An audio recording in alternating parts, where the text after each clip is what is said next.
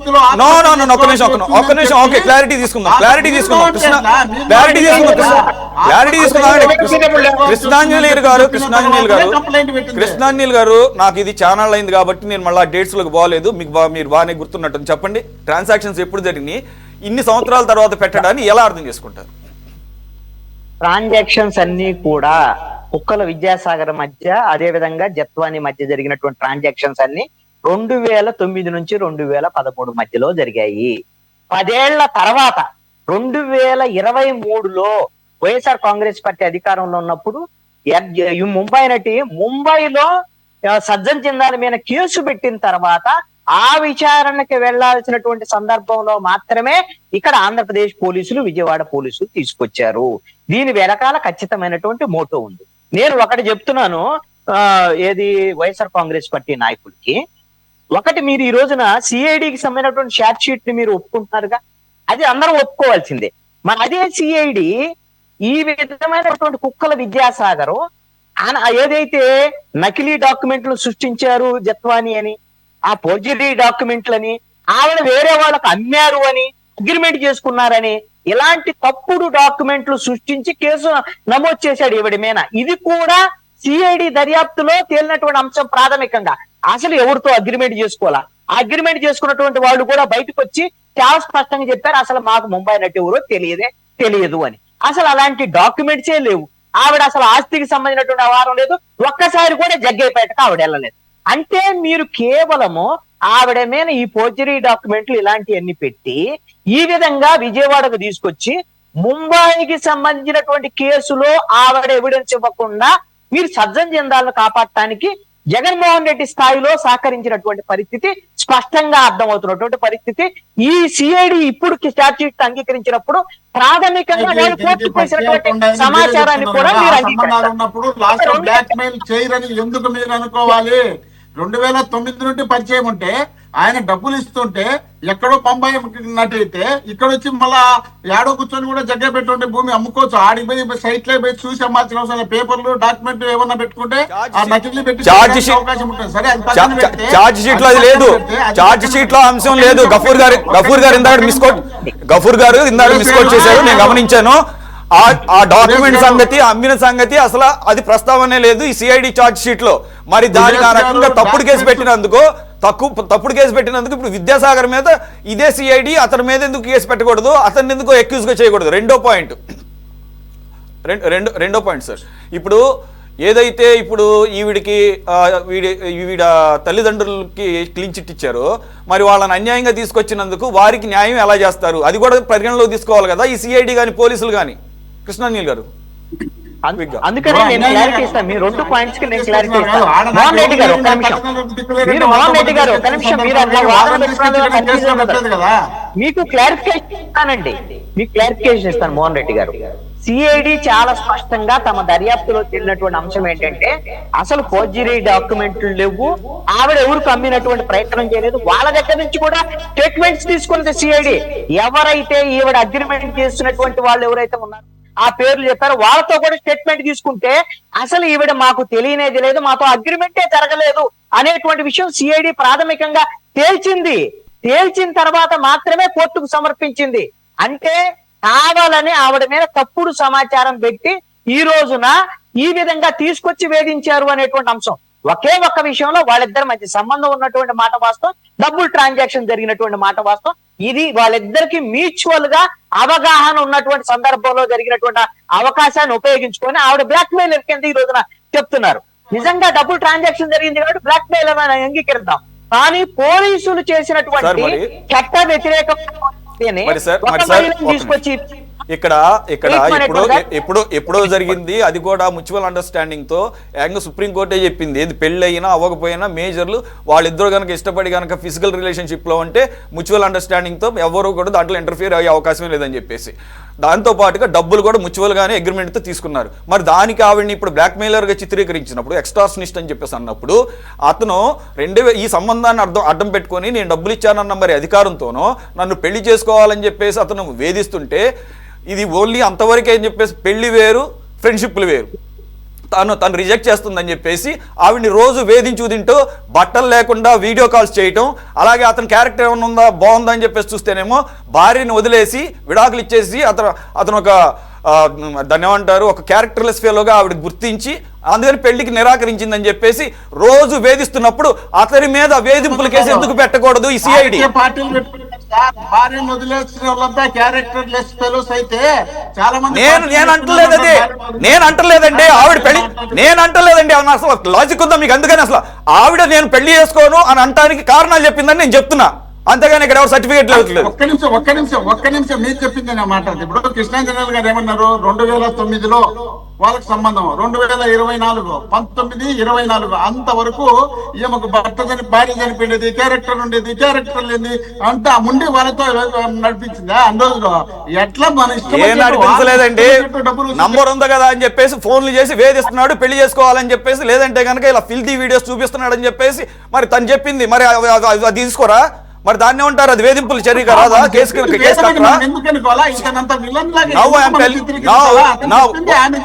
గఫూర్ గారు said it's a shame on CID, it's shame on Cotomi government. Shekhar Reddy గారు.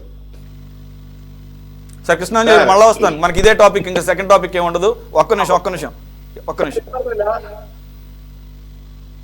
Sir వినపడుతుందా? వినపడుతుంది, చెప్పండి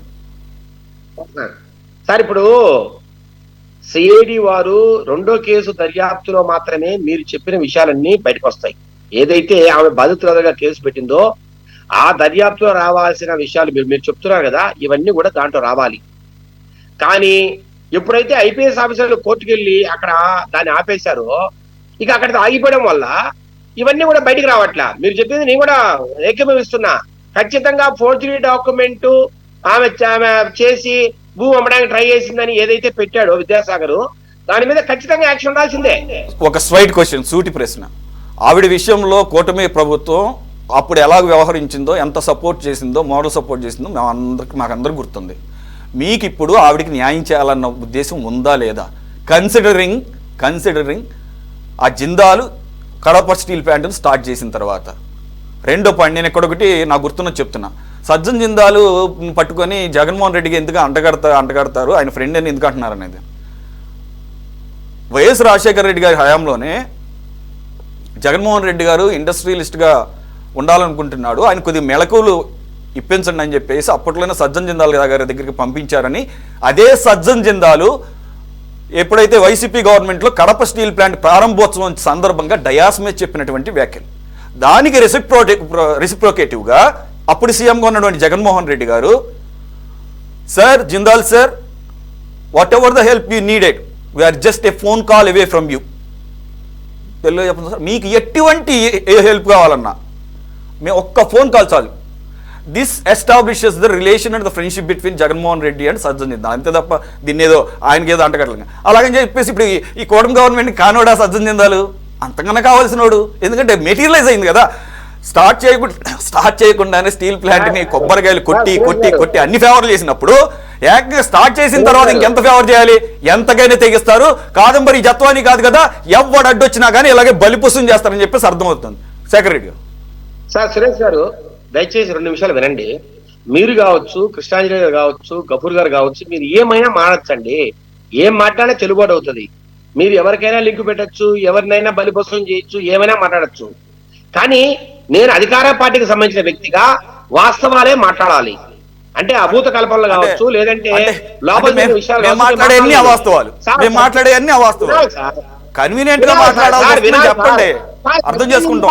కోసమే ఆమె పెట్టారు, ఎక్కడ ప్రూఫ్ ఉందా సార్? నేను అంటున్నా, తెలుగుదేశం ప్రభుత్వం ఆయన కాపాడాలని ట్రై చేస్తారని మీకు ప్రూఫ్ ఉందా? బరాబర్ ఉంది, బరాబర్ అదే ఒక్క సజ్జన్ నిందాలేంటి? మీరు ఎవరిని కాపాడలేదు, అదానిని కాపాడారండి. మీరు సైకి ఒప్పందంతో అదానినే కాపాడిన వాళ్ళు మీరే కాదు, ఆ ట్రంప్ గారు కూడా కాపాడాడు. డబ్బులుంటే చాలు, డబ్బులుండి ఇన్వెస్ట్మెంట్ చేస్తానంటే చాలు, ఆడి ఎంత ఎదవైనా ఎంత రోగైనా, ఆడికి ఎప్స్టీన్ ఫైల్స్ లో అన్ని పాత్ర ఉన్నా గానీ ఈ ప్రపంచ వ్యాప్తంగా అదే జరుగుతుంది. అదాని అవ్వచ్చు, అంబానీ అవ్వచ్చు, లేకపోతే సజ్జన్ జిందాల్ అవ్వచ్చు. మీకు కావాల్సిన వాళ్ళే కదా, సార్. మమ్మల్ని మాట్లాడివ్వండి, తప్పు చేశారు కాబట్టి అడుగుతాను.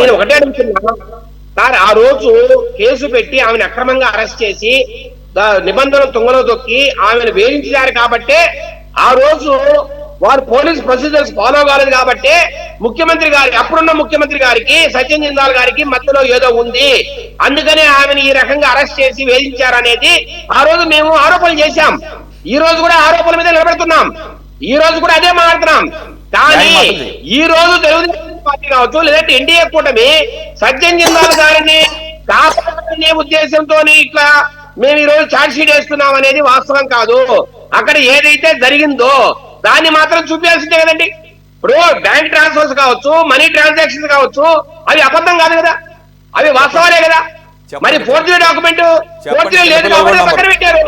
చెప్పండి, చిన్నపిల్లలు కూడా నంబర్ చెప్పండి, చిన్నపిల్లలు కూడా నంబర్. కానీ కృష్ణాంజలి గారు చాలండి సార్, మేము మీ పరిస్థితిని అర్థం చేసుకున్నాం, మీ పరిస్థితిని అర్థం చేసుకున్నాం. చంద్రబాబు నాయుడు గారి కాంప్రమైజ్ అయినప్పుడు మీరేం చేయగలరు అధికారులు? ఈ రాష్ట్రంలో ముగ్గురు ఐపీఎస్ సస్పెండ్ చేయడం కావచ్చు, ఒక పోలీస్ ఇంటెలిజెన్స్ డీజీపీని జైలు పంపడం కావచ్చు. హాయిగా రెస్ట్ తీసుకుంటారు. ఏమైంది సార్? హాయిగా రెస్ట్ తీసుకుంటున్నారు సార్ వాళ్ళు. ఏమైంది సార్? హాయిగా రెస్ట్ తీసుకుంటున్నారు.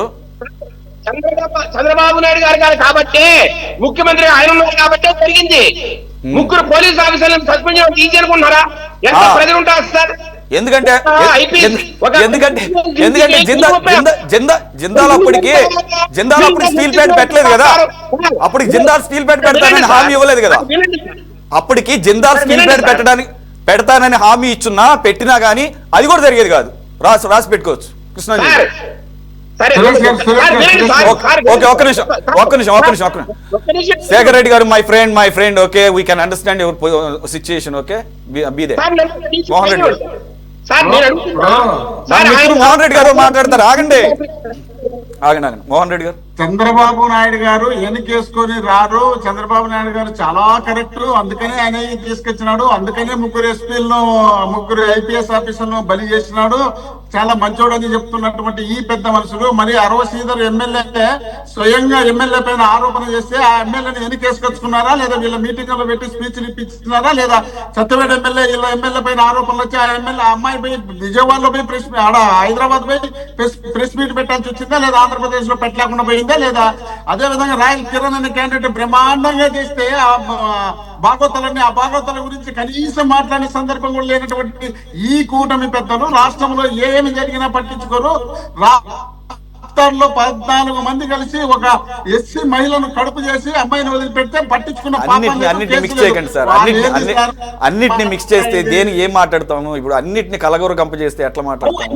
ఎవరో మీకు మహారాష్ట్రకు సంబంధించినటువంటి అమ్మాయి అంత బాధపడితే మీరు అంత సీరియస్ గా తీసుకుంటే ఆంధ్రప్రదేశ్ సంబంధించిన తెలుగు ఆడపిల్లలను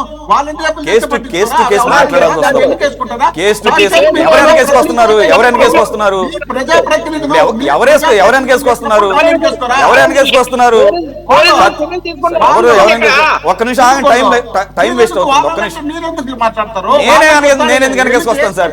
అదే సత్యవేడ ఎమ్మెల్యే కరెక్ట్ గా ఎలక్షన్స్ బిఫోరే వైసీపీ నుంచి టీడీపీలోకి వచ్చాడు. అక్కడ వ్యక్తిగతంగా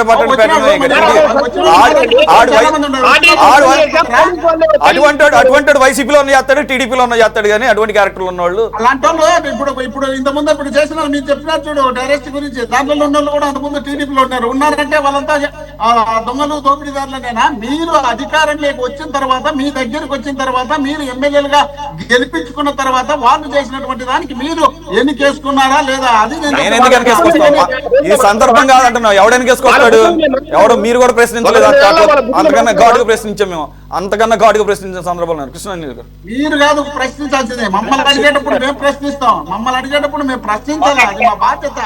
వాళ్ళు చేసేటటువంటి తప్పులన్నీ పక్కన పెట్టేసి అదేదో రామ్ జత్పులాన్ని పట్టుకొని పూర్తిగా మేమేదో నెత్తనేసుకొని వచ్చినట్టు చూసుకుంటా ఈ రోజు వాళ్ళు ఎన్నికేసుకొని చిన్నాన్ని తీసుకెళ్ళిపోయి. ఎవరి పాత్ర లేదు సార్, ఎవరి పాత్ర లేదు. ఆవిడకి అన్యాయం జరిగిందని క్లియర్ గా ఎస్టాబ్లిష్ అవుతుంటే కృష్ణాంజలి గారు ఆమె ఒక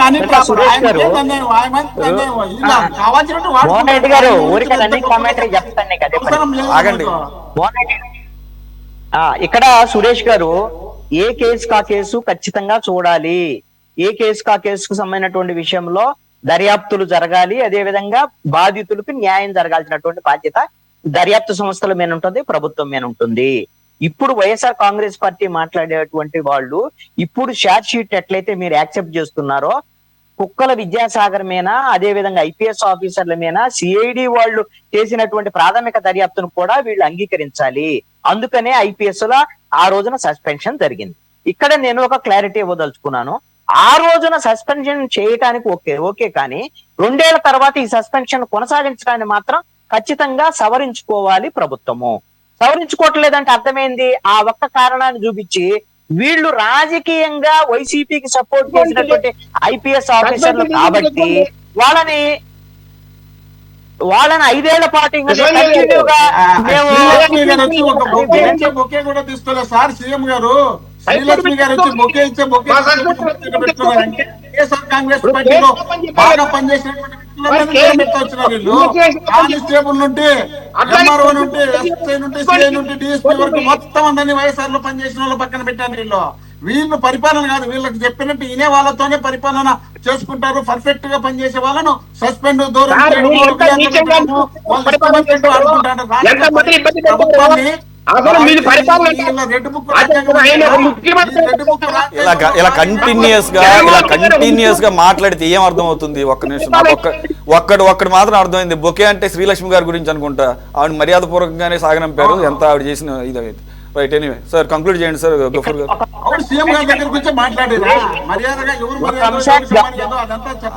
ఈ రోజు ఇద్దరు 2 పార్టీలండి, ఇటు తెలుగుదేశము అటు వైఎస్ఆర్ కాంగ్రెస్ పార్టీ, ఇద్దరు కూడా వాళ్ళ రాజకీయ పరమైనటువంటి అంశాలకు ప్రాధాన్యత ఇస్తున్నారు తప్ప ప్రభుత్వాలుగా వాళ్ళు వ్యవహరిస్తున్నటువంటి పరిస్థితి లేదు. అప్పుడు వైఎస్ఆర్ కాంగ్రెస్ పార్టీ అయినా ఇప్పుడు తెలుగుదేశానికి సంబంధించినటువంటి ప్రభుత్వం అయినా సరే ఇది కరెక్ట్ కాదు. ఇది పాలనకు సంబంధించినటువంటి విషయంలో, ప్రజలకు సంబంధించినటువంటి విషయంలో ఇది మంచి ధోరణి కాదు. ఆ రోజున ప్రభుత్వంలో ఏపీ వెంకటేశ్వరాన్ని ఎలాగైతే వేధింపులకు గురి చేసినటువంటి పరిస్థితి ఉందో ఇప్పుడు ఈ ప్రభుత్వం కూడా సస్పెన్షన్ తర్వాత ఇప్పుడు సాగించేటువంటి పరిస్థితి ఉండకూడదు. రెండో అంశం ఏంటి అంటే, ఇందాక టీడీపీకి సంబంధించినటువంటి శేఖర్ రెడ్డి గారు ఆయన అంగీకరించట్లేదు కానీ ఒక అంశాన్ని మీరు తెలుగుదేశం ఆరోపణ చేసిందో వైసీపీ జిందాల్ కోసం జగన్మోహన్ రెడ్డి చేశాడు అనేటువంటి ఆరోపణ మీరు చేశారో, ఈ రోజున అదే జిందాల్ కోసం మీకు బాధితురాలుగా ఉన్నటువంటి జత్వానికి సంబంధించినటువంటి కేసు దర్యాప్తు ముందుకెళ్లేటువంటి ప్రయత్నాలను ఆపు చేసేసి కోర్టు ముందు దానికి వెళ్లి దాన్ని తీసుకొచ్చేటువంటి ప్రయత్నం చేయకుండా హడావుడిగా సిఐడి దర్యాప్తును పూర్తి చేసి ఆవిడ నిందితురాలుగా చూపించేటువంటి ప్రయత్నం జరిగింది. ఖచ్చితంగా ఆ రోజున వైసీపీ ఏ విధంగా అయితే జిందాల్కు మేలు చేసిందో ఈ రోజున తెలుగుదేశం కూడా అంతే మేలు చేసిందని ప్రజలు గమనిస్తున్నారు. ఇది మంచిది కాదు. ఇది మీరు మాట్లాడతారు, మీ ఇష్టం వచ్చినట్టు మాట్లాడతారని అంటే కుదిరే పని కాదు. మీరైతే మాట్లాడొచ్చా ఇష్టం వచ్చినట్టుగా? మీరు ఆ రోజున ప్రతిపక్షంలో ఉన్నప్పుడు, లేకపోతే మీరు అధికారంలోకి వచ్చిన వెంటనే పుంకాలు ఆ రోజున ఆవిడని తీసుకొచ్చి ముంబై నటిని ఈ విధంగా జిందాల్ కోసము జగన్మోహన్ రెడ్డి ఇవి చేశాడు అని పుంకాలు రాయించి మీరు ఇవన్నీ చేసి నేరుగా హోంమంత్రి మాట్లాడి ఇవన్నీ చేసినప్పుడు ఇప్పుడు మిమ్మల్ని అనుకుంటే ఎలా ఉంటారు? అందుకని మీ దగ్గర నిజాయితీ లేదు. మీరు ఈ రోజున కార్పొరేట్ల కోసము నడి రోడ్డులో ఆడపిల్లలు బిత్తలు బట్టలు లేకుండా కొడుతుంటారు. ఇల్లు నిజాయితీ, వాళ్ళు నిజాయితీ గురించి మాట్లాడితే నేతి బీరకాయలో నిజాయితీ దేని గురించి దేని మాట్లాడతారు అర్థం అవుతుందా? ఎవరో ఇద్దరు కొట్టుకొని మహిళల గురించి let us conclude by taking comments from Gafur garu.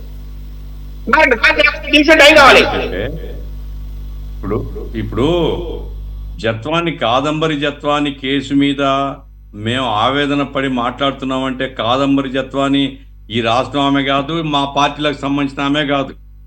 Point ఏమిటి? ఒక మహిళకు జిందాల్ అనేవాడు అక్కడ అన్యాయం చేసినాడు.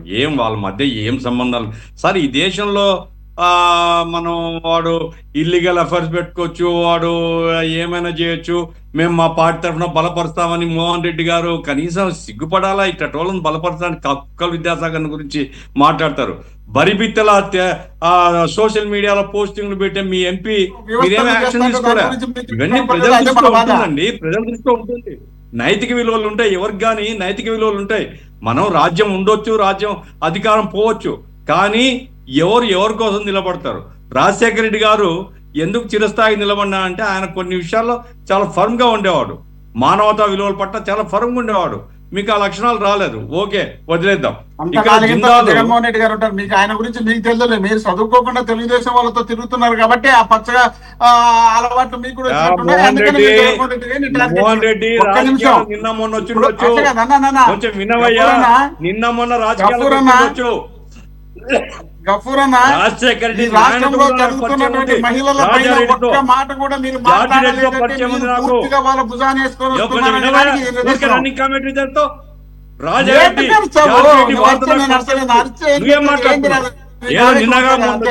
ఊరికే ఎగిరెగిరి పరిచయం ఏమైనా ఉపయోగం ఉందా? నేను చెప్పేది ఏంటంటే నైతిక విలువలు ఉండాలి రాజకీయాలు ఉండే వాళ్ళకు. మీ ఎంపీ బరిబిత్తల సోషల్ మీడియాలో పెడితే ఏమన్నా యాక్షన్ తీసుకున్నారా మీరు? ఏం చెప్పుకుంటారు మీరు?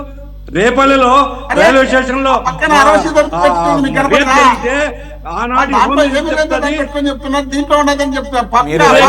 ఆపకపోతే కంటిన్యూస్ గా మాట్లాడుతూనే ఉన్నారు. మీ ఆడియో మ్యూట్ లో పెట్టాల్సి వస్తుంది, మళ్ళీ ఫీల్ అవుతారు, మాకు వ్యతిరేకంగా ఉందనుకో అంటారు. మీరు అసలు ఎక్కడన్నా అవతల మోహన్ రెడ్డి గారు దయచేసి వినండి. వైసీపీని విమర్శిస్తున్నామంటే టీడీపీని మేము బలపరచడం లేదు, నాకంటే ఘాటుగా మీరేం మాట్లాడలేదు. నా పాయింట్ ఏమిటంటే ఏ పార్టీ అయినప్పటికీ చెప్పేది ఒకటి చేసేది ఒకటిగా ఉండకూడదు. ఇప్పుడు జిందాల్ విషయంలో ఆమెకు జిందాల్కు కొన్ని సమస్యలు ఉన్నాయి, అది వాళ్ళ పర్సనల్ ఇష్యూస్. ఆ మధ్యలో విద్యాసాగర్ దూరినాడు, సరే ఏమైనా ఆయన్ను కాపాడడానికి ఇవన్నీ ప్రయత్నాలు చేసినది ఫ్యాక్ట్. మీరు అంగీకరించినా అంగీకరించకపోయినా ఫ్యాక్ట్ అదే. ఈ రోజు మేము కూటమి ప్రభుత్వానికి కూడా అదేమంటే మీరు జిందాల్ని ఇప్పుడు ఆల్రెడీ జిందాల్ ఫీల్డ్ లో లేడు, అసలు సీన్ లో ఎక్కడ లేడు జిందాల్. మీ కాలంలో జిందాల్ లేడు, ఇప్పుడు వీళ్ళు చేసిన కేసులో కూడా జిందాల్ లేడు, జిందాల్ సేవ్డ్. కాబట్టి పారిశ్రామికవేత్తలకు లొంగిపోయి మహిళలకు అన్యాయం చేయడం తప్పు అనేసి మేము చెప్తున్నాం. సరే వాళ్ళని సర్దిద్దుకుంటారని నేనేం అనుకోవడంలే, వాళ్ళు ఒక నిర్ణయంతోనే చేసింటారు. ఇప్పుడు రెండవది నేను విజయశేఖర రెడ్డి గారిని అడుగుతాను. హైకోర్టు ఒక తీర్పు చెప్పింది, మీరు అంతవరకు ప్రోగ్రెస్ చేయదు ఎంక్వైరీ అని. హైకోర్టు ఆ మాట చెప్తే మీరు ఏం చేస్తున్నారు? ఎందుకు అప్పీల్ పోలేదు? మీకు ఇంట్రెస్ట్ లేదు, ఆ కేసు కంటిన్యూ కావడం మీకు ఇంట్రెస్ట్ లేదు. మీకేమిటి ఇంట్రెస్ట్?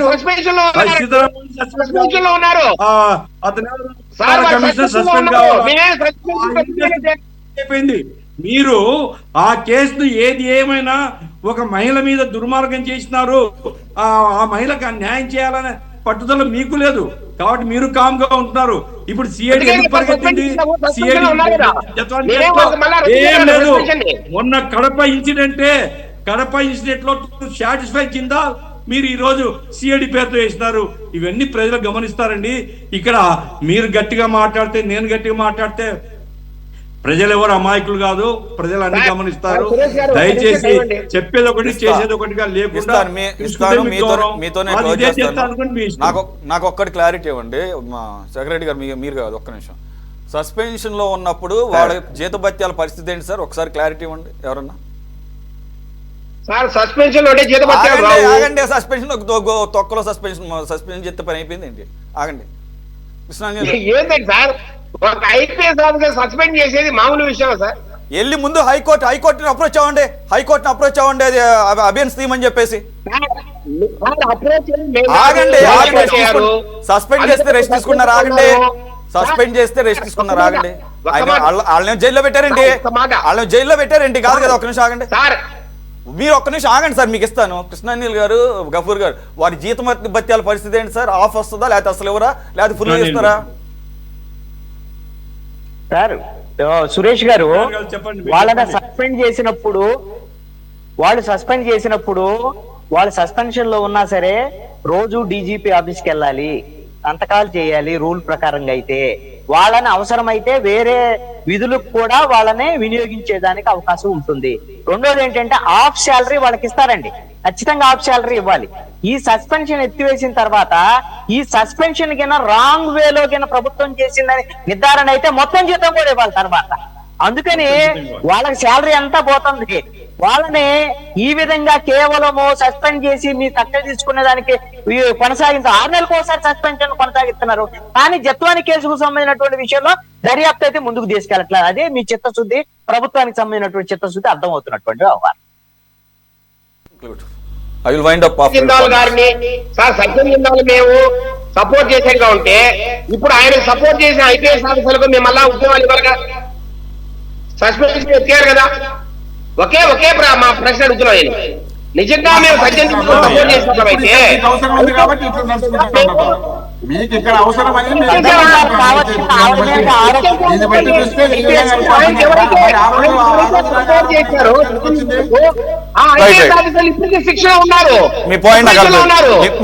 మీ పాయింట్ నాకు అర్థమైంది. దాని మీద వన్ వర్డ్ ఆన్సర్ తీసుకుని క్లోజ్ చేద్దాం. One word answer. Okay, Sajjan Jindal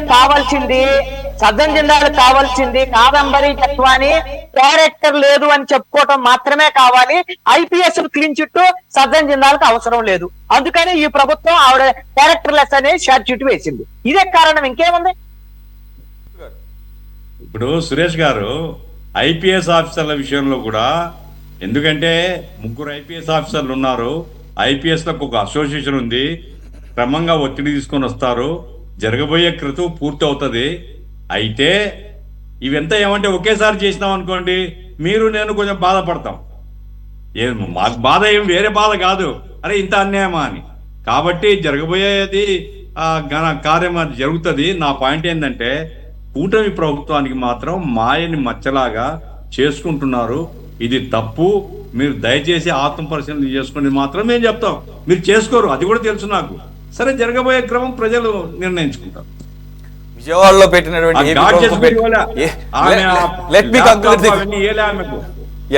విజయవాడలో పెట్టినటువంటి ఏపీ ప్రభుత్వం పెట్టినటువంటి కేసు దెబ్బకి ఏపీ పరువు ముంబైలో గంగపాలైందని చెప్పి చెప్పుకోవచ్చు.